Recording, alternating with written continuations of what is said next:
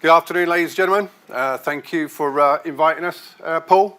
Much appreciated. It's a topic that Kentec have got involved in last October. It's something that we are taking very seriously. I think everyone in this room, it will affect you, whether it be directly or indirectly. Has anyone heard of Martyn's Law in the room? Not many. Surprised. Okay, well, Martyn's Law was brought in last year. Well, I'll go through the PowerPoint and then we'll go through it. Okay, so first of all, this is me. I'm the Business Development Manager, so I'm in awe of all the other people that came on the stage, directors, CEOs, etc. I'm just a measly development manager, but as important to the business as anyone else. Been in the industry for over 35 years, security mainly, but in fire. I work for Kentec. Kentec are a global fire detection company. We established in 1985. We celebrated 40 years last year, so 41 this year. Our manufacturing plant is based in Dartford. We employ over 280 odd people. It's actually 286 now. We sell abroad up to 90 countries. EN and UL portfolios, so you name it, we do it. All the relevant LPCB approvals, etc. And we were probably, this is debatable, but originally instigators of open protocol systems. I won't go into that one, for obvious reasons. Okay, so as LPB said, we are at a state where we're actually going to go into a severe status, so likely for attack. Where that's going to come from, who knows? If we knew, we'd prevent it, but we don't. Every day, I think, we're under attack of some sorts, and it's intervened, thankfully, to prevent anything else happening. But as we know, sometimes it slips through the net, and we have had a few incidents recently where people have, let's just say, got through the net and created havoc, hence why lockdown is becoming more and more relevant.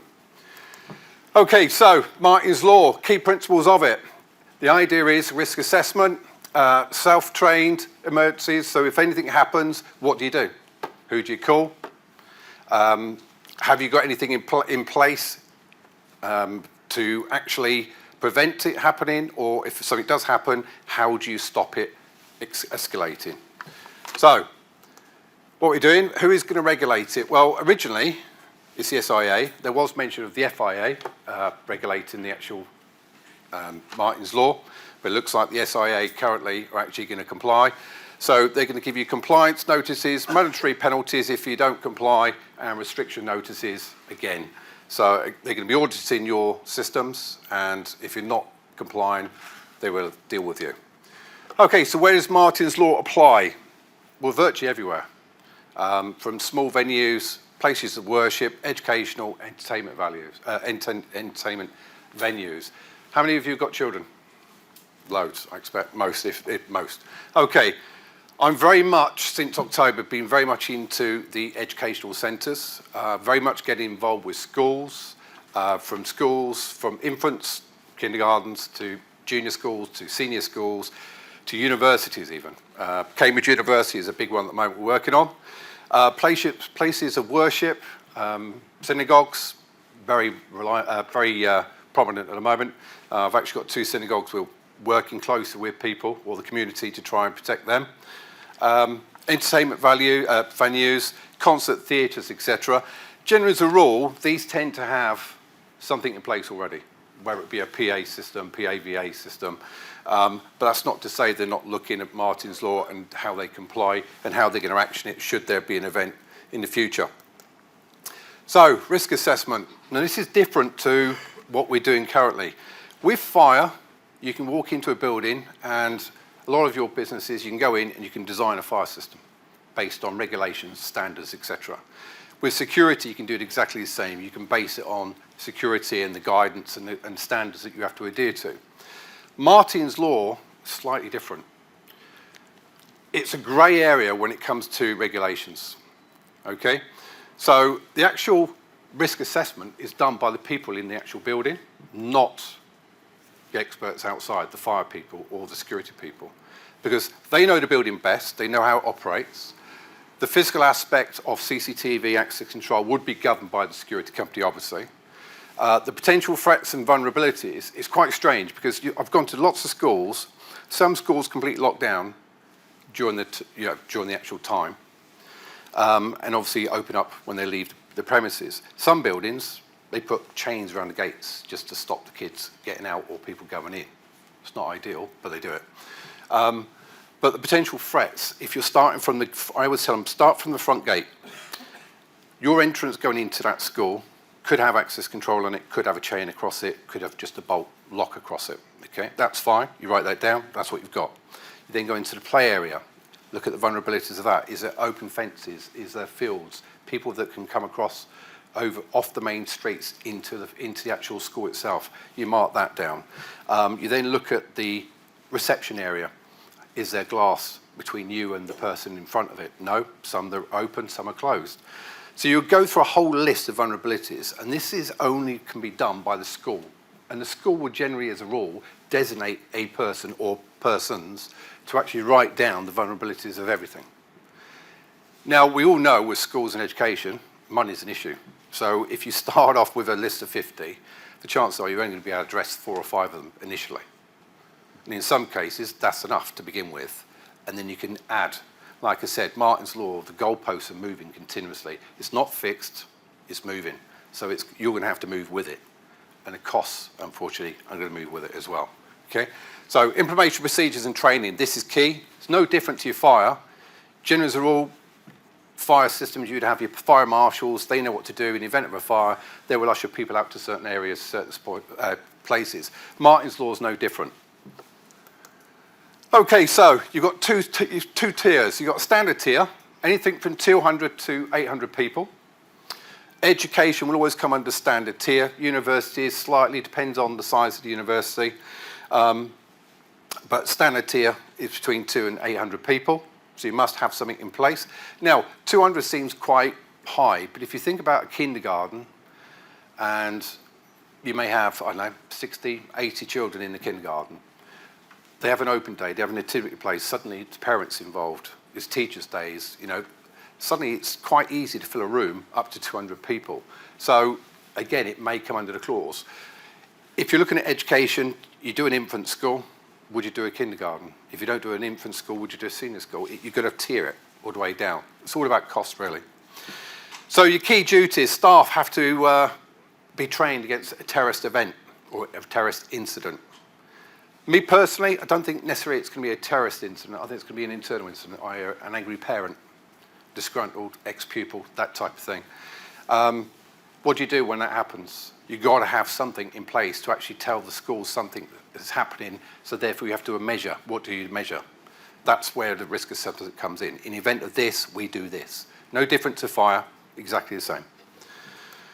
Okay, so enhanced tiers, shopping malls, big theatres, those types of things. Now, I said we wouldn't generally get involved with this. We have a system that basically can be networked. We are looking at shopping centres at the moment.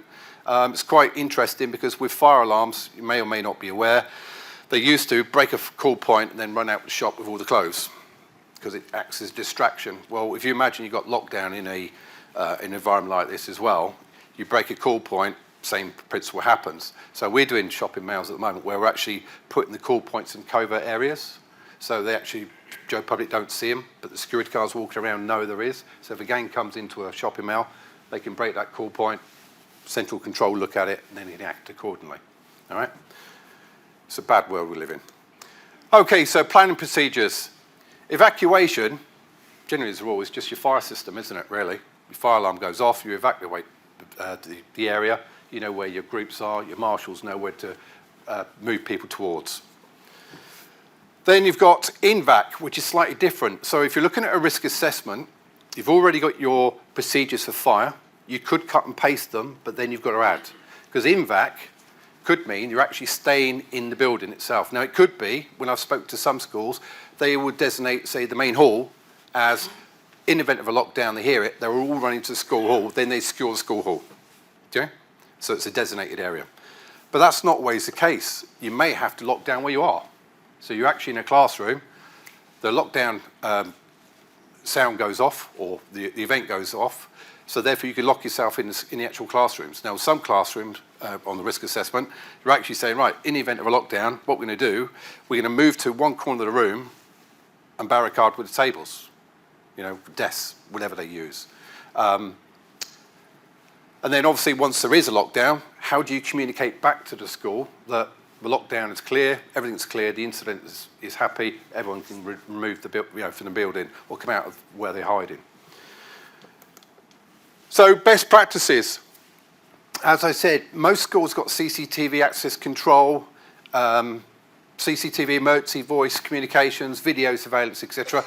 These are all good best practices anyway. So the security company or the fire company will be adhering to those. But like I said, with Martyn's Law, there is no real guidance. There is no standard of sorts.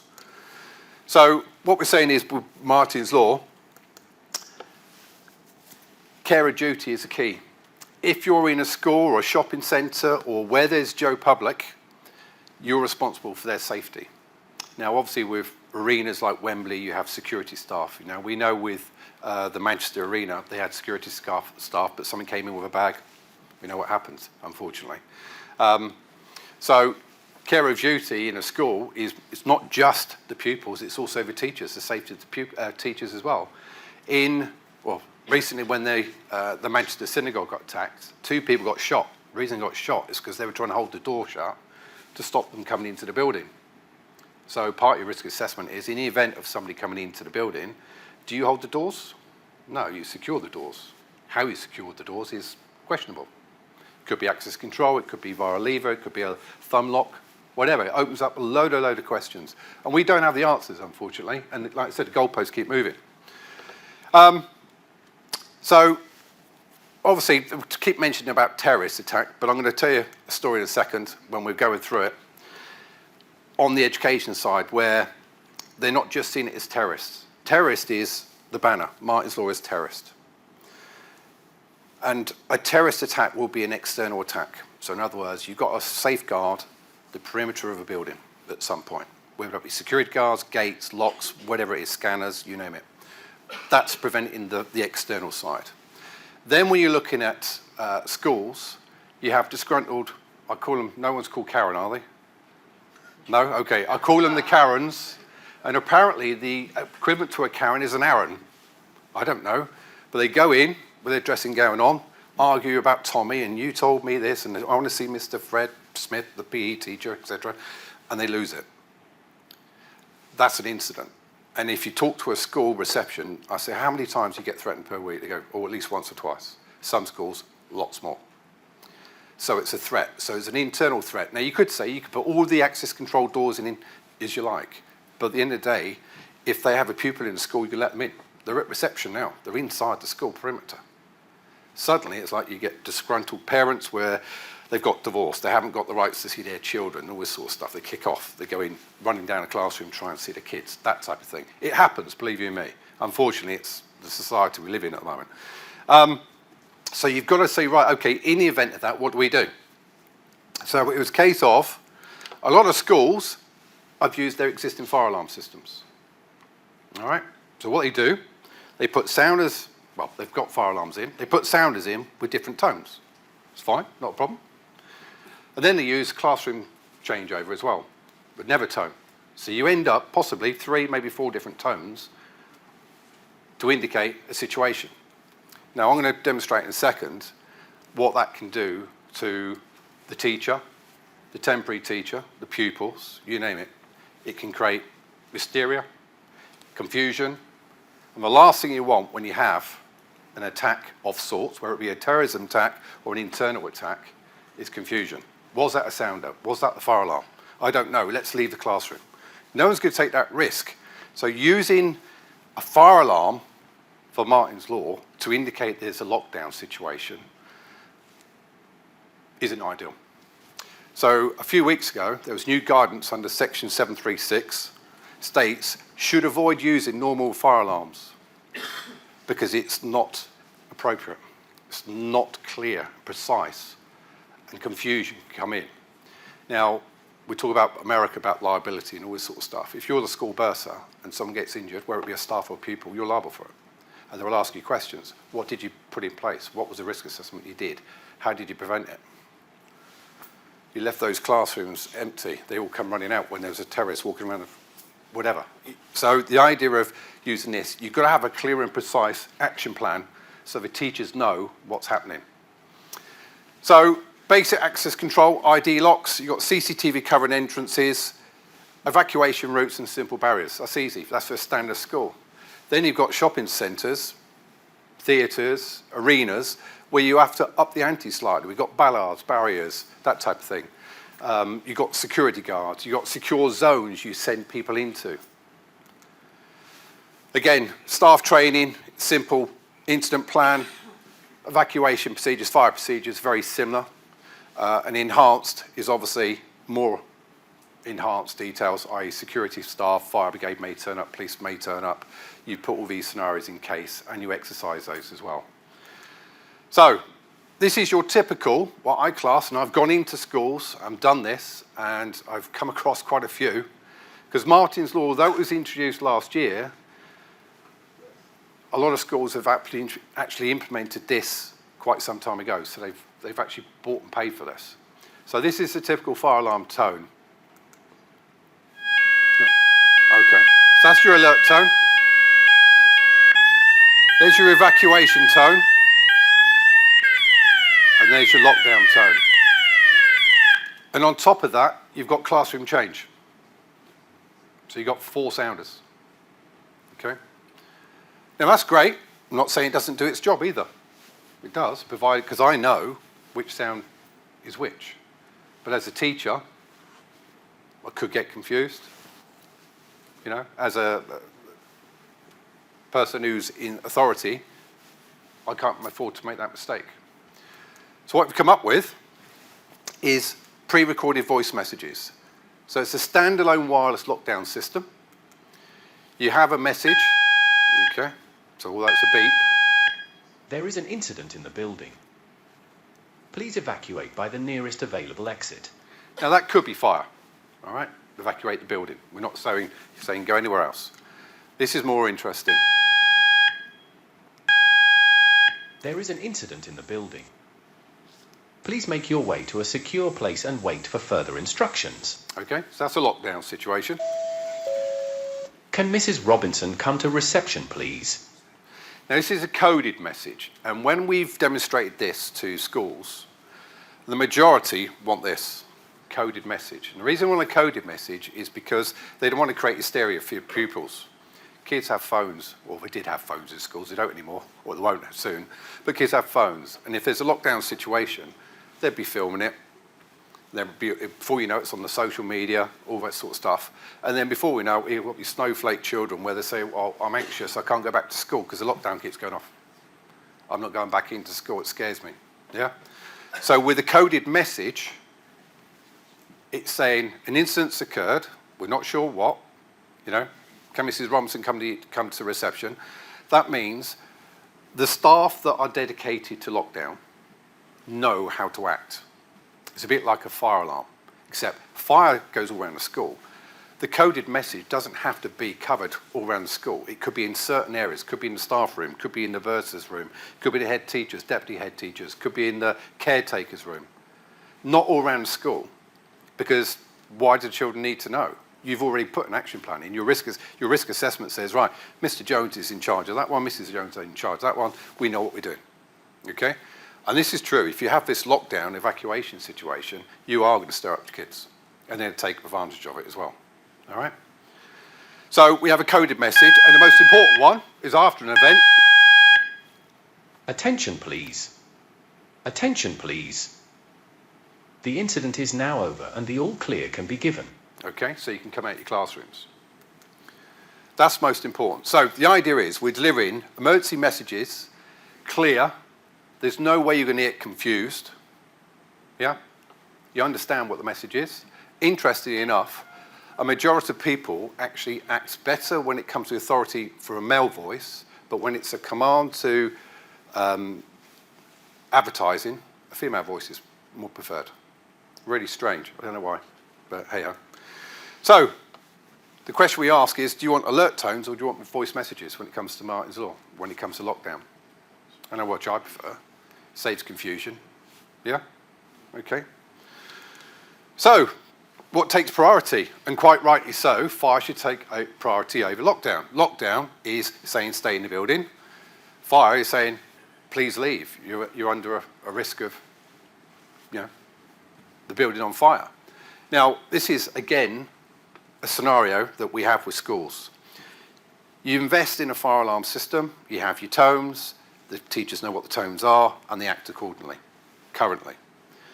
You put in a lockdown system that has voice, it's not connected to your fire alarm, it's not connected to your security system, it's a standalone system. What takes preference? It should be the fire alarm, every time. So you imagine you've got lockdown, you've sent them the signal, the voice, can Mrs. Robson come to reception, because you've got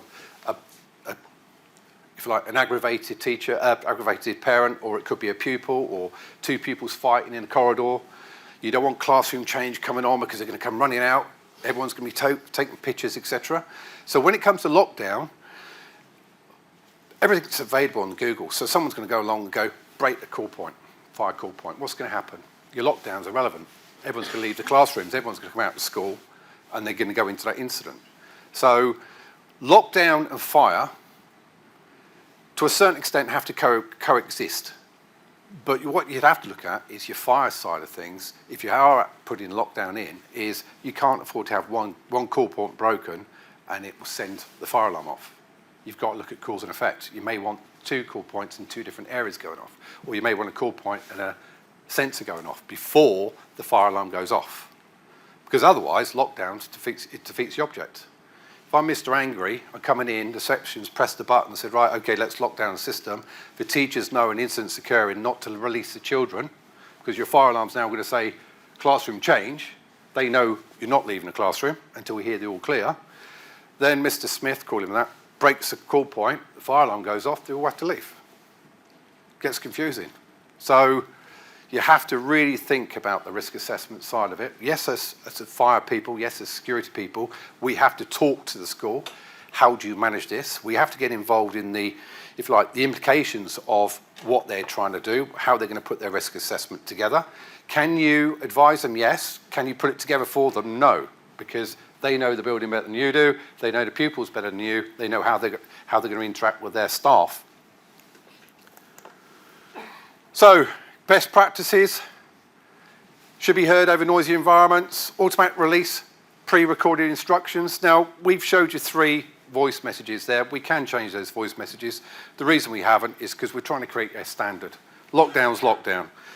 Coded message, can Mrs. Robson come to reception? As far as I'm aware, that's a coded message used for the underground, so it's recognised. The all clear signal, well, you couldn't say any more than that, all clear signal. Some schools have said, can you change it? You put something else in. I go, well, you're an academy. You've got about 4 or 5 schools attached. Why would you want to keep changing each one to suit? Keep a standard. So what we're trying to do is create a general industry standard on Martyn's Law or lockdown, and the wording should be the same. Obviously, regular drills, etc. It's all like a fire alarm system. You'd have to test the system. You have to prove you tested the system. Evidence of staff training. So if I turn up, I want to check that you're actually implementing it. How do you implement it? Well, evidence of staff training, that goes with your fire alarm as well, make some odds. Create an environment not just to comply. If you don't comply, and this is as of the 3rd of April next year, fines are coming in. What surprises me is the schools don't have any money, but they're going to fine them if they don't comply. It's a very tricky situation. How can you fine someone who hasn't got any money? But that's what we're talking about. Obviously, the bigger systems, the bigger arenas, etc., could well do. Standard fines up to £18 million. I think that's the bigger organisations, the big systems. So, Martyn's Law, like I said, came in last year. They were saying we've got 24 months to comply. Well, we're now in May, so we haven't really got long. April next year is when it complies, or when it comes in properly, and they'll start testing you. So what we're actually at the moment is prepare, find out what Martyn's Law is about, prepare what products are out there in the marketplace. That you don't just want to buy it now, because if you buy it now and it doesn't comply long term, then you bought for the sake of buying and meeting today's demands. Like I said, the goalposts are moving. They're moving all the time. So you want to invest in something that, one, is adaptable, it's future-proof, compliant now, but also can be compliant going forward. Because otherwise, you're going to pay, what's the old saying? Buy cheap, pay twice scenario. Okay? So avoid last minute planning, and believe you me, my diary is full of schools and colleges and universities and arenas at the moment, just to find out about Martyn's Law. So understanding premises and people, that's the people internally, that's the people in the classrooms or in the schools. Incidentally, I've gone to shopping malls, schools, colleges, universities, even chemical plants for lockdown. Chemical plants, where there's gas. They want to tell people around them there's a gas leak. How do you tell them? You know, I said about you can customise the actual speech. Well, you can customise it in a chemical plant. It's different, isn't it? They just want to tell people there's been a spillage, please avoid section B, section A, whatever it is.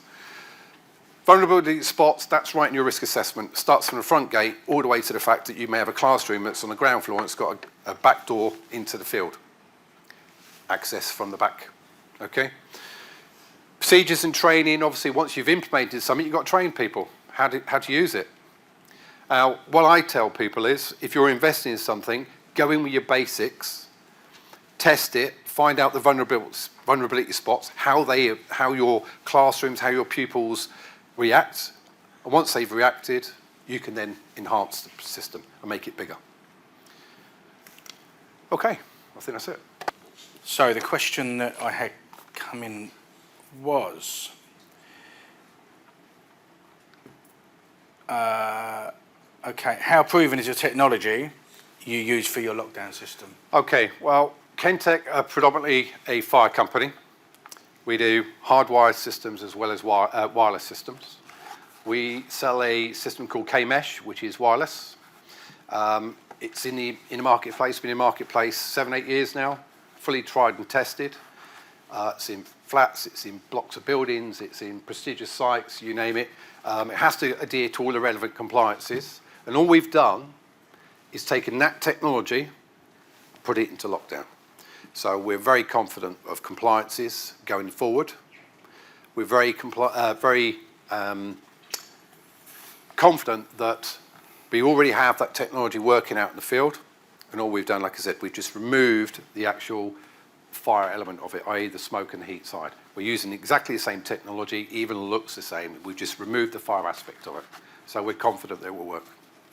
And retrofitting this technology, Yes. is it just straightforward changing devices, or is it panels, huge? No, it's a standalone unit. So you can have a standalone unit which doesn't connect to anything. Literally, it's just treat it like a fire alarm. So suppose you buy the panel, you buy the translators and translators and expanders, and you just put the devices where you want to as a standalone system. You can network it. So if there's bigger systems and you've got other buildings, in fact, I did a school the other day. We've got 4 separate buildings. We've networked 4 panels, again, like fire, using exactly the same architecture as fire. Put 4 panels in each building. They're all networked together. The important thing is with voice is if the alarm goes off, there's no point having, you heard the voices there, it said, can Mrs. Robinson come to reception? What we do when we actually press a button or a call point, the actual voice sends out a synchronization signal first before it starts talking. Because it's very important that if you press that call point button, this one goes, hi, Mrs. Rob, hi, Miss. So as you walk down the hallway, you're hearing broken up voice.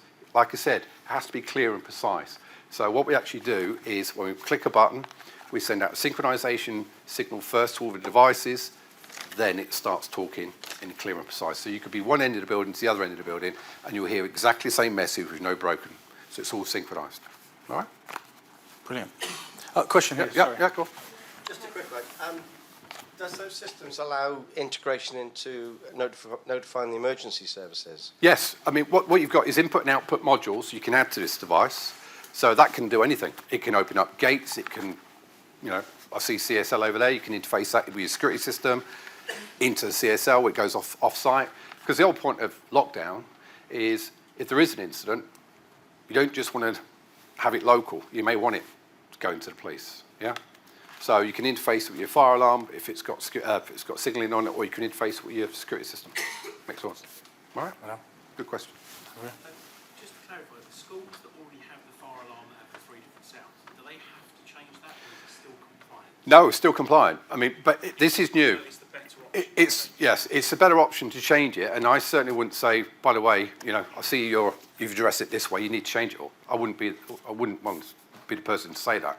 I do think, though, going forward, the guidance, like I said, there is no fixed post at the moment. It's the goalposts keep moving. So I think what's going to happen eventually, there will be a standard that says you can't have the two combined. Until that's the case, carry on as you would normally, yeah. Anyone else? Okay. Oh, another one there. one here. It might be a bit strange, but is Martyn's law relevant in prison? I don't see why it wouldn't. Really? Gatherings?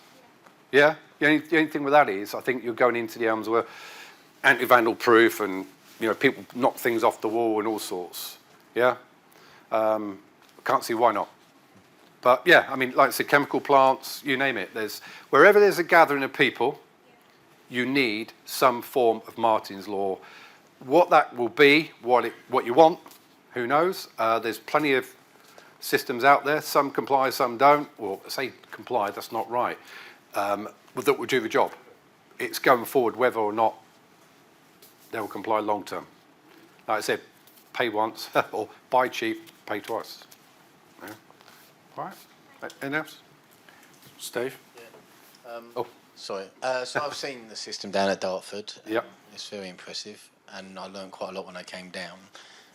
The definition of a gathering of people, so this is literally public gathering of people. You're not venturing into commercial premises with a group of people. No, it's a good question, because somebody said to me the other day, I love this system. Where can I use it? Now, we're in London, for argument's sake, we're having all these protests. A lot of companies are interested in putting lockdown in the building itself, purely for that.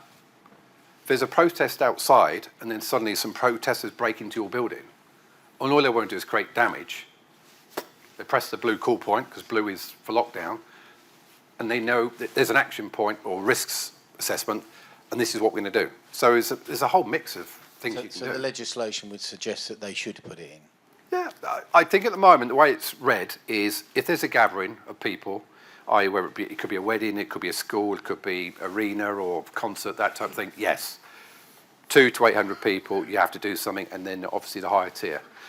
In an office building, no, not really. No, although you get a lot of communal areas, shared areas. Yeah, shared. Exactly. Almost Yeah. like a cafe set Yeah. up. Yeah. So that could be. Like I said, at the moment, nothing's fixed. They got guidelines of standard tier and then enhanced tier. They're guidelines. They're not fixed at the moment. Not saying you have to. But next year, I think you have to show that you're addressing it somehow.